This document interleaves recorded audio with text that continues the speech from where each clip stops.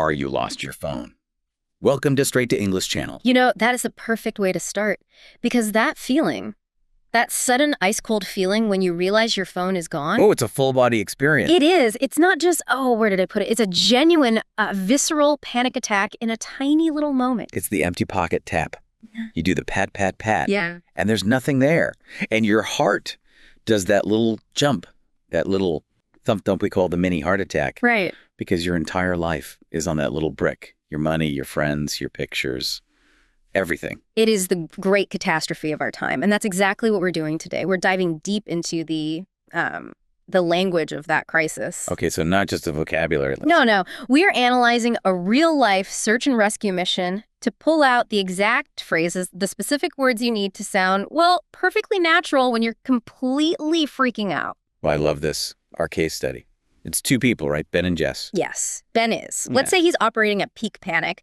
And Jess is our voice of reason. She's calm. She's rational. She's the cat. I'm the golden retriever. I get it. Our mission today is to turn that frantic searching into, a clear strategic operation. We'll look at the words for panic, for technology, and most importantly, the very precise language of where things are. Okay, let's set the scene. The anatomy of panic. Jess walks into the living room. And what does she see?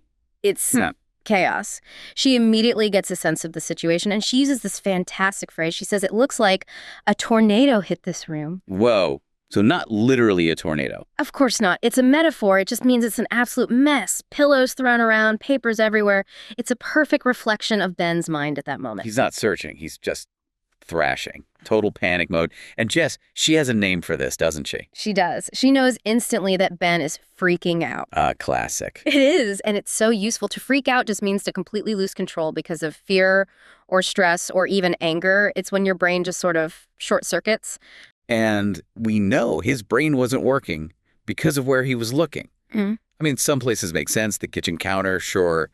The table, okay. Mm-hmm. But then his logic just completely left the building. It did, because his panic drove him to check inside the fridge. The fridge. That's when you know it's serious. You're not thinking anymore. Not at all. And then he says it. He makes the big dramatic declaration. He says the phone is nowhere to be found. Okay, wait. Let's talk about that. Why not just say, I can't find it? Why nowhere to be found? It sounds so final. That is such a good point. I can't find it is functional. It works.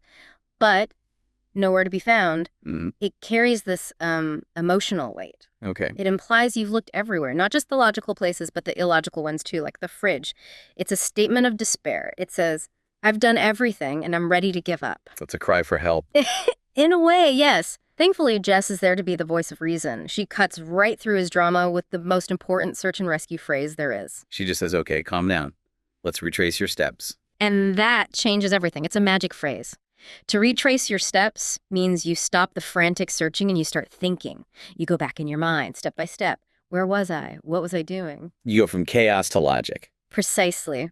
And Ben, he manages to remember kitchen 5 minutes ago. I see. Then straight to the couch for a nap. Which brings us to phase 2, the technical search. And an immediate problem. Ben says he already tried calling it, but the phone was on silent. Oh, no. The worst case scenario. Well, this is where we need to be really clear with our language. There are actually 3 main states for a phone, right? Right. This is, loud. To ring, yes. That's the normal one where it makes music or a loud noise.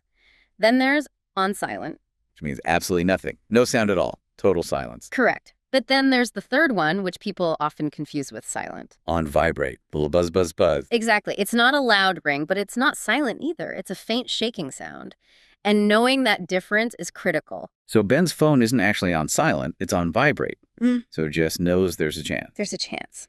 So she asks him very calmly, and this is a phrase everyone should learn. She says, can you give it a ring? Give it a ring. I love that. It's so much more natural than saying, would you please call my telephone number? So much more. It's just what native speakers say. It's quick. It's easy. Give it a ring. So Ben calls it, and then what? They just stand there. They stand in absolute silence, just listening, straining their ears for the tiniest sound in this room that a tornado just went through. The tension. You're just listening for that faint little biff. Then they hear it. It's coming from the couch. But wait. Ben already checked the couch. He said he did. And And this is where we get into phase 3. This is the deep dive into the precision of place. Ben thought he checked the couch, but his language and his search wasn't precise enough. He just said he checked the cushions. But that's not specific enough, is it? Not at all. This is where prepositions, those little location words, become the most important words in the world. Okay, let's break it down.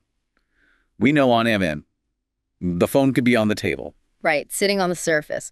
Or he could have looked under the couch, on the floor beneath it. He might have even looked behind the cushions, at the back of them.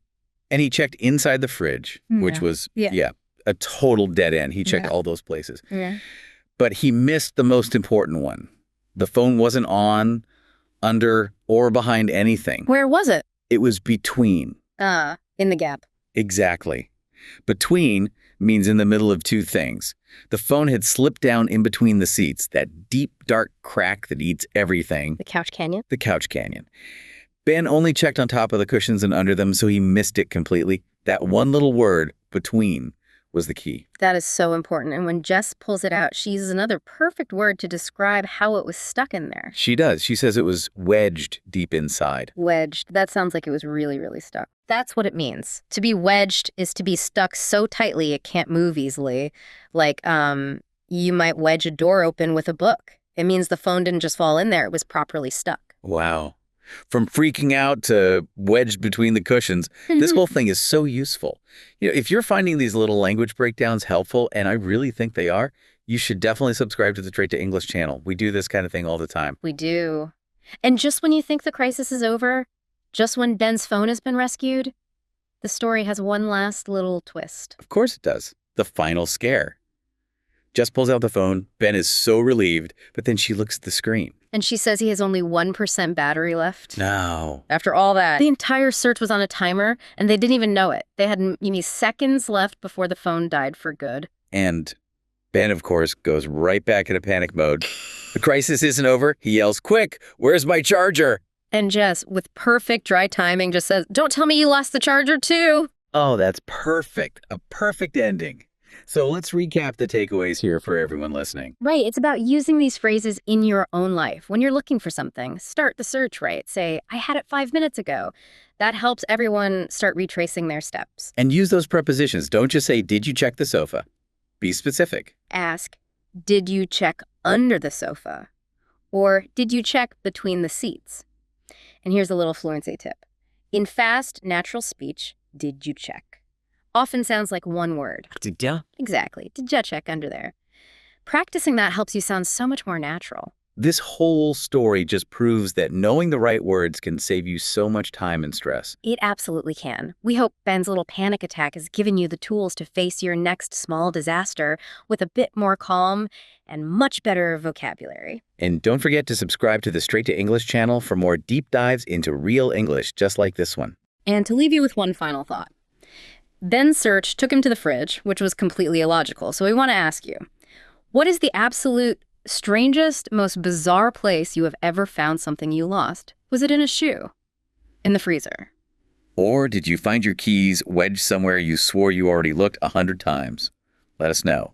And please, go plug in your phone before you have to go through all this again.